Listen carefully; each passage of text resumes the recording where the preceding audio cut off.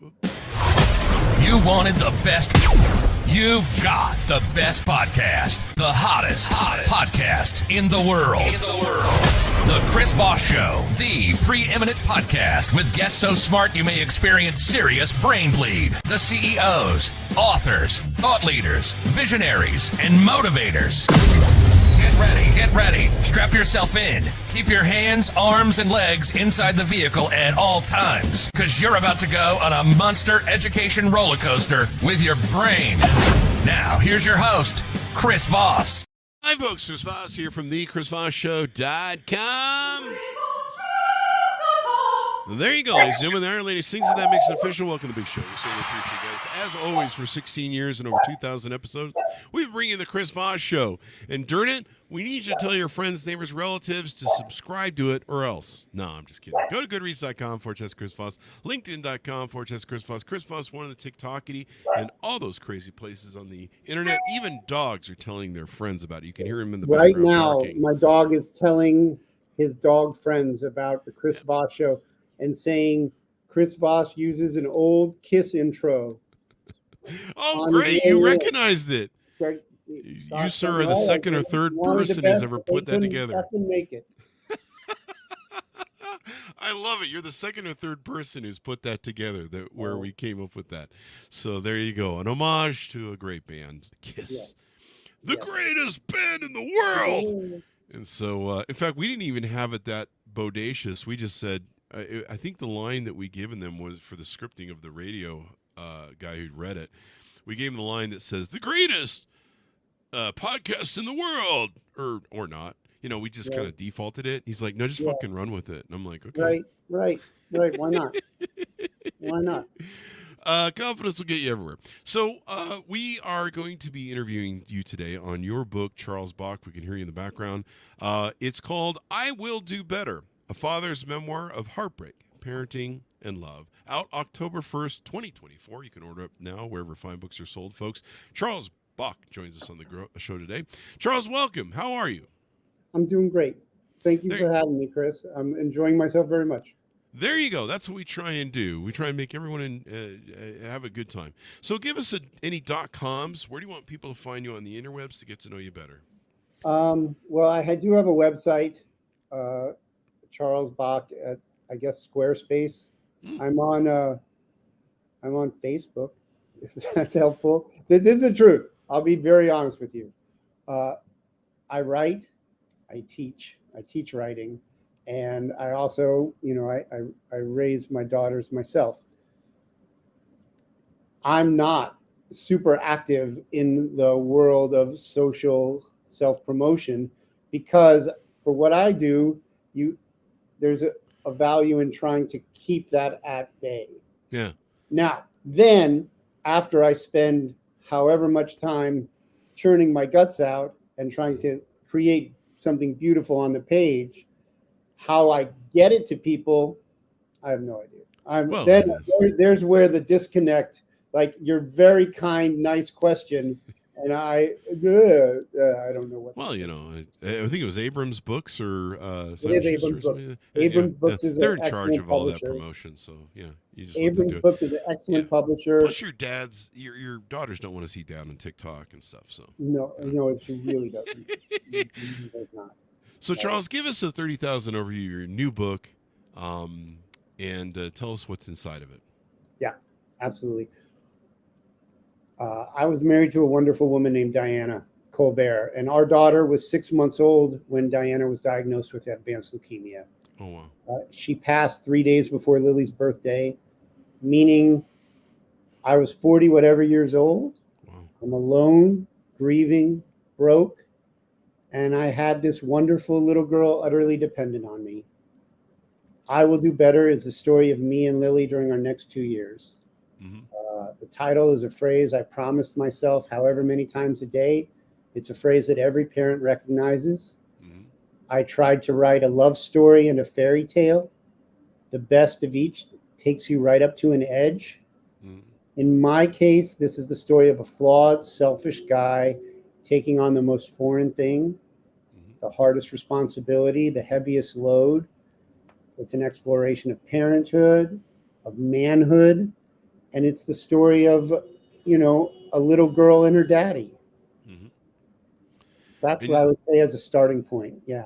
there you go. You found yourself a widower, devastated, drowning in medical bills, saddled with a daunting responsibility. You've got to be both the feminine and the masculine for your daughter, and play both parts of the role as you're alone. And of course, there's probably grief there, and suffering, and all the things that come from loss. And so that can be a challenge as well. Absolutely. Diana had 2 bone marrow transplants. Hmm. She fought for 2.5 years and really did it so she could raise her little girl. Hmm.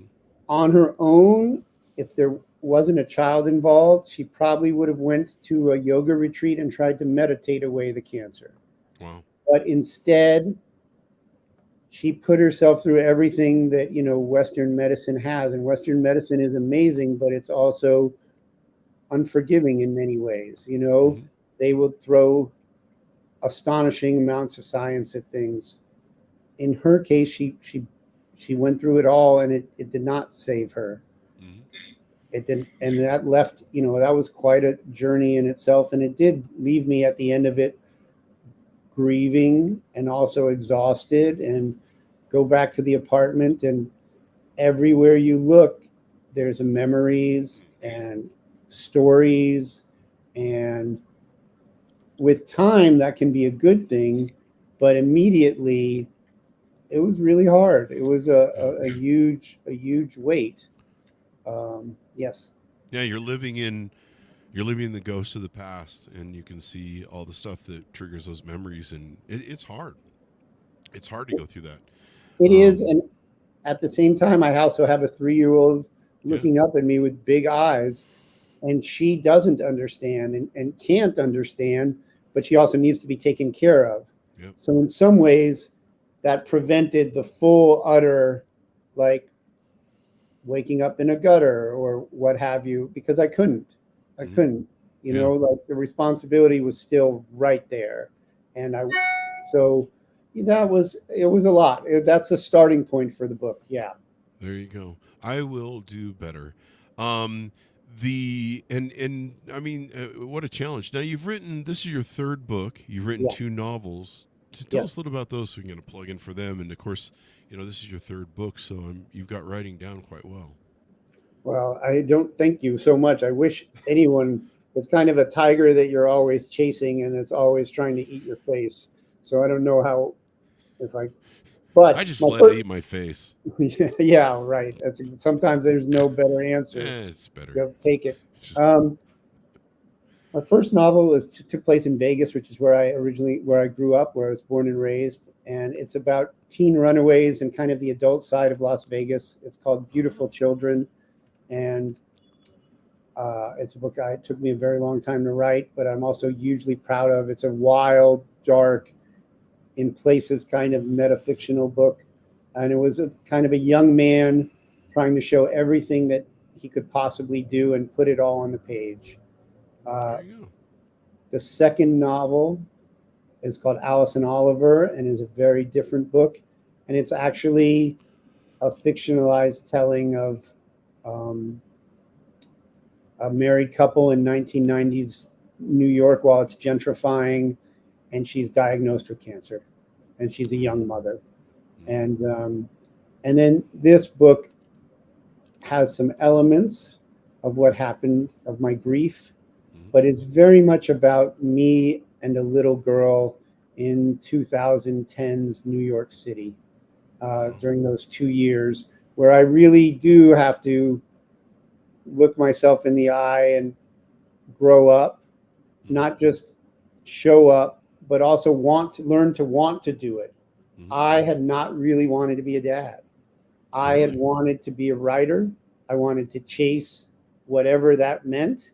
Hmm. I spent a lot of time doing that, but I also had been told by um, people who were very close to me, when you are spending your life with a woman, when you love her, you can't tell her she can't have a child. Yeah.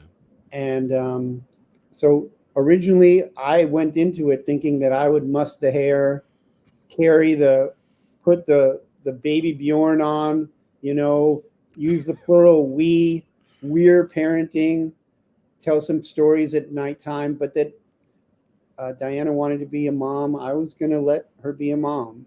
Mm-hmm. And that wasn't the case. That changed, when the baby was 6 months old. And so I had to learn a lot, and I had to grow a lot, and I had to get over myself and get over not wanting to do it, get over feeling resentment on my shoulder about this being my lot now, which, as you know, men, we're like the best at feeling sorry for ourselves. It's a special talent. I think men are just great at, you give us a chance to marinate in our own self-loathing. I'll do it. I certainly will. And I had to deal, I also had to figure out, how do you get through Saturday afternoon? Yeah. That point where you've got the kid, the clock is not moving, and it's just like an endless slog. Like, what do you do? So there was like the big life questions, but there also was the practical, how do I do this? Making sure that I'm not always putting the wrong shoes on the wrong feet, et cetera, et cetera. There you go. So tell us about your journey through life. What inspired you to become a writer? How did you know when you were starting to write and influence you? And tell us how you got down this road. Oh, that's interesting. That's a good question. Yeah, we love to hear people's hero's journey.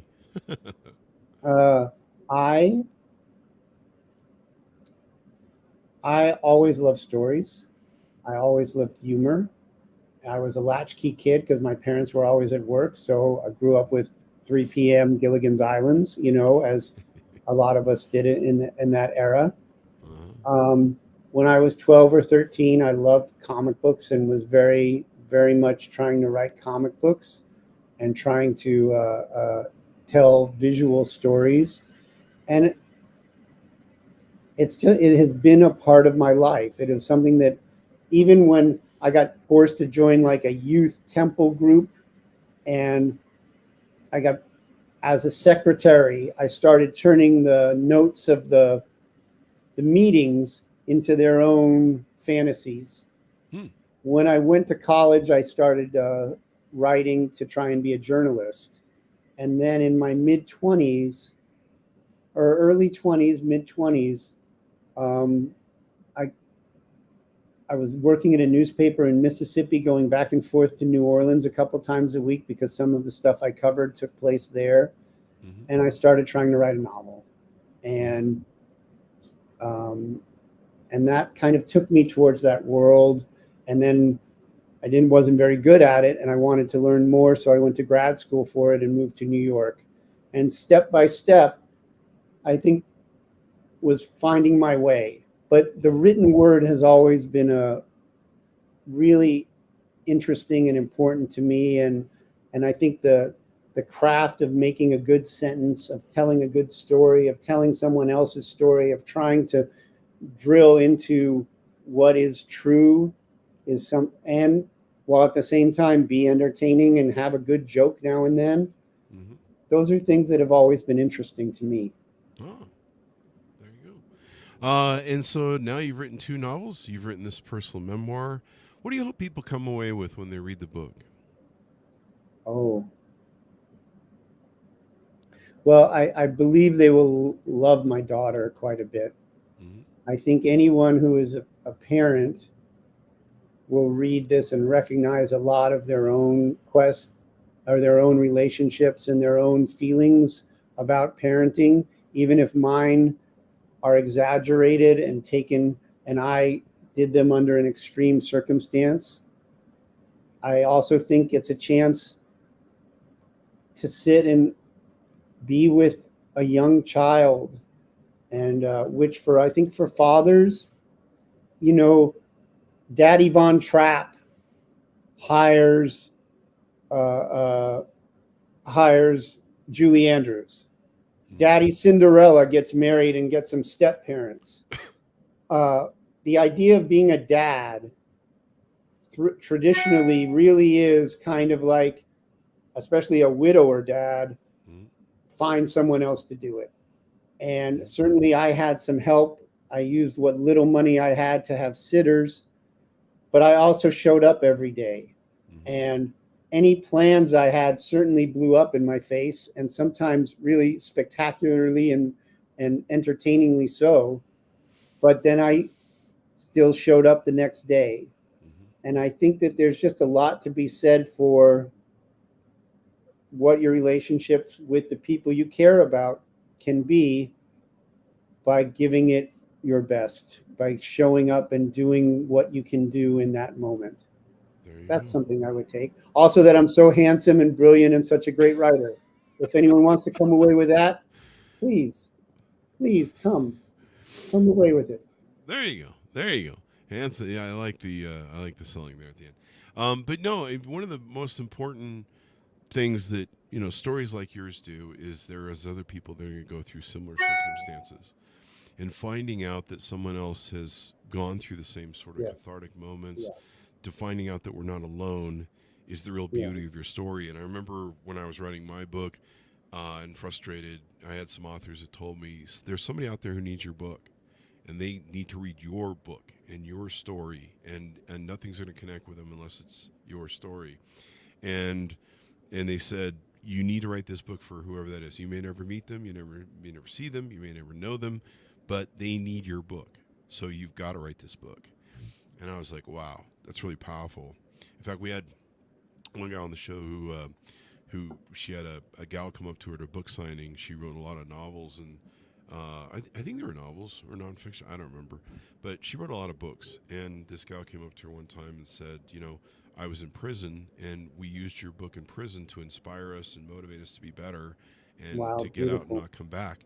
And we had like a reading crew in prison of women who would read your books and be inspired. And now I'm out of jail, and I'm trying to be better with my choices in life.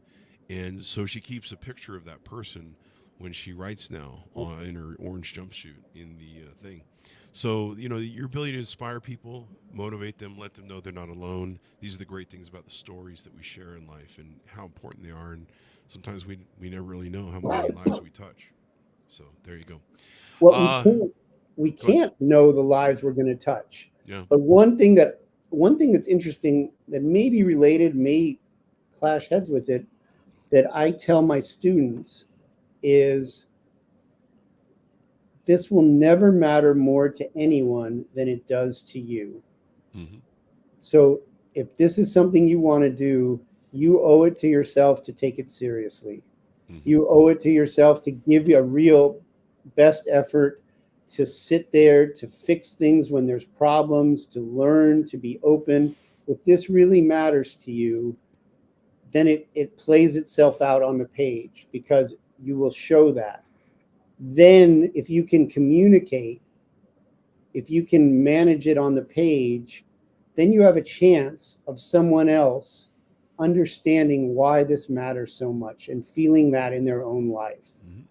So it's so I totally hear you, but it's also true, like people who do want to write or who want to create, like how seriously are you going to take your urge? Hmm. And you understand that because you do your podcast, you write, you're a funny guy, like you have your finger in a lot of pies. Yep.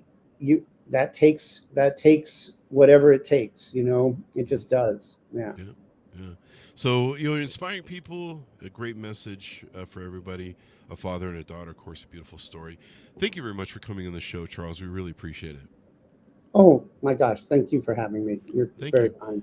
And give us any .coms again for the plugs. Well, I People know can that check there's a you out. Charles Bock at Squarespace, and it might just be Charles Bock. If you do a Google search Charles Bock website, it'll find it.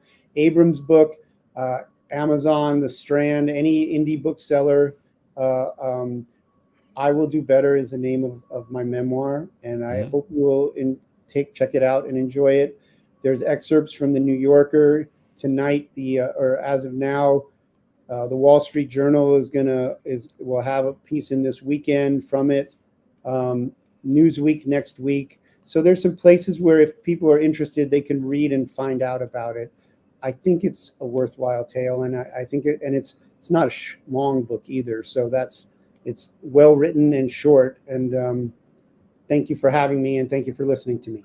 Thank you for coming, too. Name one of the best books of fall by Oprah Daly and People as well. We should get that plug in there. So there you go. Thank you very much for coming to the show, Charles. Thanks for tuning in. Go to wherever you find books are sold. I Will Do Better, A Father's Memoir of Heartbreak, Parenting, and Love, out October 1st, 2024. Thanks for tuning in. Go to goodreads.com/Chris Voss, LinkedIn.com/Chris Voss, Chris Voss, one of the TikTok, all this crazy place on the internet. Be good to each other. Stay safe. We'll see you next time.